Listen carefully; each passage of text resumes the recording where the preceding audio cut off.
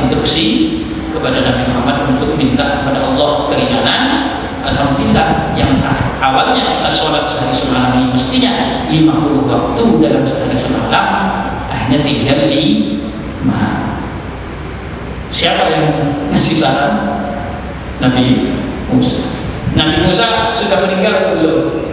Sudah meninggal. Berarti orang yang meninggal masih bisa membantu orang yang masih hidup dengan saran-sarannya. Bisa. Kalau ada yang bilang itu kan Nabi kan sudah meninggal. Nabi pun sudah meninggal. Mau Nabi mau siapa saja, kalau nggak dapat izin nggak bakalan bisa.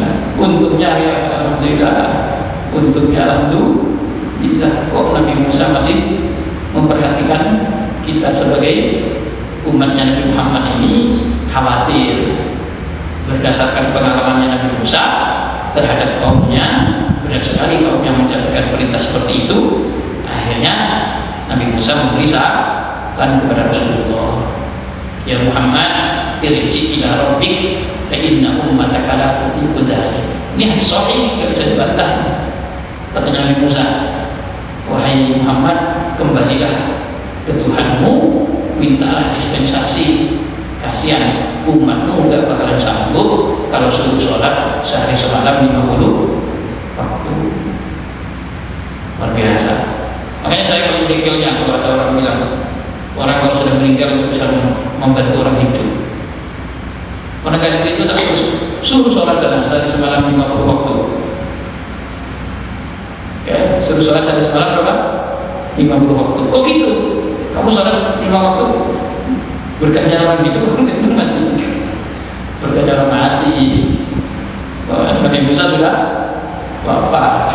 Untung ada Nabi Musa. Enggak ada Nabi Musa mungkin Rasulullah SAW nanti suruh sama Allah 50 suruh 50 saja. Akhirnya kita sholat sehari semalam 50. Alhamdulillah ada Nabi Musa, meskipun sudah wafat tapi masih bisa memberikan inisiatif, memberikan solusi. Kita sehari semalam sholat 5 waktu. Alhamdulillah. Itu Rasulullah masih bilang, Musa itu luar biasa. Sudah tinggal 5 ketemu Musa, kata Rasulullah. Ditanya sama Musa, Muhammad sudah berapa sekarang? Sudah tinggal 5 Musa. Wah 5, balik lagi. Itu umatmu masih banyak yang belum sanggup itu. Katanya Nabi Muhammad, tidak sah. Saya sampai malu saya sama Allah. Fal asad wajib baina rabbi wa baina Musa tastahyi itu. Katanya Rasulullah, saya itu loh wirawiri menghadap Tuhanku ketemu Musa, menghadap Tuhanku ketemu Musa, sampai malu saya. Tapi Musa masih nyaranin aja kan, minta dikurangi lagi. Padahal sudah tinggal 5. Subhanallah. Nabi Musa. Ini jangan paham. Selanjutnya tapi kejar lagi.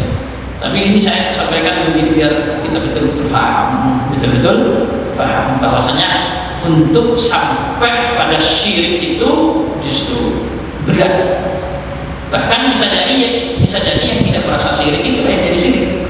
Yang kayak tadi itu, jangan mendatangi orang mati kalau butuh sesuatu, mendatangi orang hidup, karena orang mati sudah tidak bisa membantu, tidak bisa memberi manfaat. Datang aja sama orang hidup biar dapat manfaat, biar bisa dibantu dia. Ini pemahaman syirik,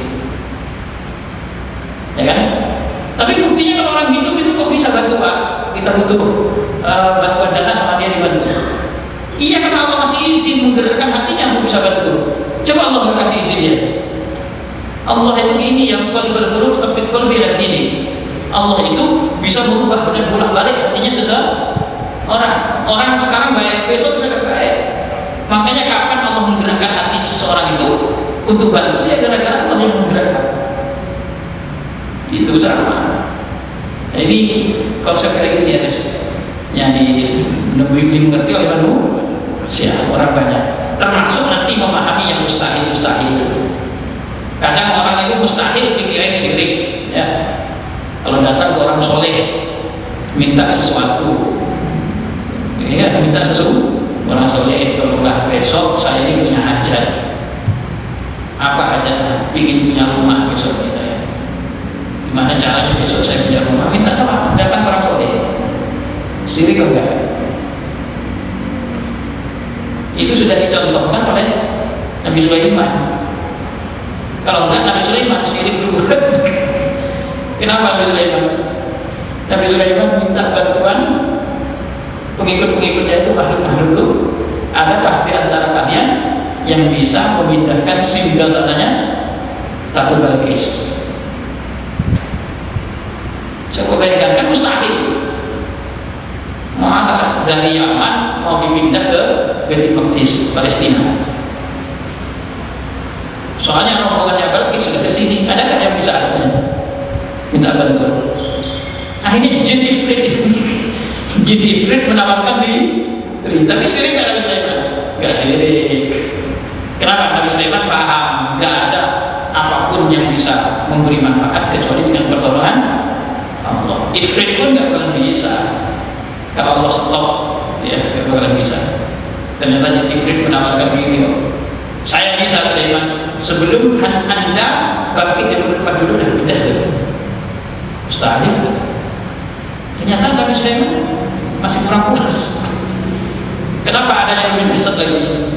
Oh Nabi Sulaiman, saya bisa mendatangkan itu sebelum engkau menyelesaikan kedipan mata. Ada manusia itu, tapi minas sholihin, termasuk dari orang soleh yang menurut ulama tafsir sebagian menyebut dia punya ismullahil a'zam, punya amalan nama Allah yang agung, yang kata Rasulullah, siapa yang mengerti ismullahil a'zam kok meminta kepada Allah terlintas dalam hatinya meminta hal itu, Allah mesti kasih. Ternyata di antara pengikutnya Nabi Sulaiman ada yang punya ilmu itu. Akhirnya ketika Nabi Sulaiman menawarkan itu, dia mengalahkan jin. Katanya, Nabi Sulaiman, saya bisa datangkan itu sebelum engkau menyelesaikan kedipan mata. Nabi Sulaiman begini, buka dan ada di depannya. Akhirnya apa kata Nabi Sulaiman? Hadza min fadli rabbi liyabluwani ashkuru am akfur. Ini semua adalah anugerah Tuhanku. Tuhanku mau menguji saya. Saya ini termasuk orang yang syukur atau orang yang kufur. Soalnya yang aneh-aneh kayak begini bisa. Yang aneh-aneh kayak begini apa? Bisa, anugerah. Sama kalau jangan mendatangi orang soleh, kemudian ya Allah, wahai orang soleh, fulan, kiai, tolong ini saya ini dokter sudah nggak bisa menangani ini, tolonglah orang soleh. Bukan syirik, karena sah-sah saja. Kemudian orang soleh ini terlintas dalam hatinya, Allah kasihan orang yang ada di depanmu ini, di depan saya ini, dia minta tolong kau sembuhkan dia. Dalam hatinya baru terlintas kayak gitu. Orang itu bisa jadi sudah sembuh. Kenapa? Jangan-jangan dia ini adalah orang soleh yang ketika terlintas sesuatu di dalam hatinya bermunajat kepada Allah, belum ngomong Allah sudah penuhi hajatnya. Nah ini cuma kadang orang salah paham. Kalau perkara mustahil kita minta bantuan ke orang, mustahil dalam otaknya dia, tapi tidak mustahil dalam pandangan Allah, baru disebut syirik. Tapi kalau minta air galon, telepon tukang galon, Pak, tolong datangkan air galon ke rumah. Dia bisa mendatangkan, kita gak ingat Allah. Pas dia tidak bisa mendatangkan, kita marah-marah sama dia. Salah. Kenapa? Karena barangkali dia tidak bisa mendatangkan, apabila kecelakaan di jalan ini hakikatnya Allah yang memberi, Allah yang menghalangi. Waktu itu kamu minta tolong sama makhluknya Allah, Allah gak kasih izin karena kamu gak dapat jatah minum hari ini. Makanya jangan pernah meyakini makhluk Allah bisa memberi manfaat. Ngomong iya, tapi jangan yakini. Ya, ikhtiar itu ngomong, Pak tolonglah. Makanya dia tulis, Pak tolonglah bantu saya. Ya hari ini kirim 10 galon, saya dah hajat, saya perlunya jam 9. Katanya yang tukang galon, siap, sebelum jam 9 sudah tiba. Ditunggu sampai jam 12 kita datang. Kita mau marah ya? Oke marah ya, urusan manusiawi. Tapi ingat, orang itu yang menggerakkan adalah Allah. Dia dia tidak bisa melaksanakan ataupun bisa melaksanakan, Allah semua yang menggerakkan. Waktu itu dia juga ingin duit, tapi ternyata Allah tidak menghendaki dia dapat duit, sehingga gak dapat uang galon. Waktu itu kamu butuh air, tapi waktu itu Allah tidak menghendaki kamu dapat air dari itu, kamu pun tidak akan dapat. Jangan pernah bilang begini, kurang ajar kok ini, saya sudah, Allahnya ditaruh di mana kalau mau kayak gitu. Harusnya Allah dulu, ya Allah, apa salah saya kok hari ini saya tidak dapat jatah air minum. Baru klarifikasi, Pak, katanya janji mau datang jam 9, kok sampai jam 12. Ternyata orangnya, maaf Pak, subhanallah, barang sudah kami bawa di tengah jalan, ternyata terjadi kecelakaan, hancur semua galon, ambruk semuanya, bahkan motor, mobil rusak semua. Lalu kita ingat kembali kepada Allah, ya Allah, ya Allah, salah dari saya kalau langsung menyakiti orang itu dengan kata-kata yang tidak terpuji, karena hakikatnya tidak ada di dunia ini tanpa kendali Allah. Semuanya Allah yang mengendalikan.